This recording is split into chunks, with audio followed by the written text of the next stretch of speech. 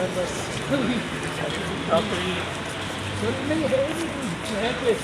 अस्सलाम वालेकुम सर, किस सिलसिले में सर आज हाई कोर्ट आना हुआ? जब मैंने लॉयर को मिलना था वो पता लगा यहाँ आए हुए।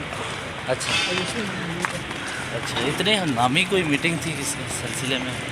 वो मिलते नहीं हैं, लायर आपको नहीं मिल रहे, पुराने लॉयर थे ना, वो दोबारा हायर कर रहे हैं। तो फिर आपने तब्दील क्यों किया था लायर, जब आपको पुराने लायर से दोबारा मिलने के लिए आए हैं, आपको चाहते हैं? ये तो पसंद नापसंद की बातों के लिए अच्छा लगता है, फिर भी तो इसका ये डिलेइंग टैक्टिक्स भी तो हो सकती है ना। आपने एक समाज के मौके पर कहा मैं तब्दील करना चाहता हूँ उसको, वकील को आज कर। अच्छा, वो भी है, अब दोबारा पुराने वकील को आप करेंगे? तो जो पीछे फौज होती है उन्होंने तो पूछा कितने की करते हैं, तो फौज होती थी। अच्छा, उनके तो वकील हैं। नहीं, एक नहीं है, वो तो फौज है। ठीक है, अच्छा, भी जाकर ओके, थैंक बनी बेटा, थैंक यू।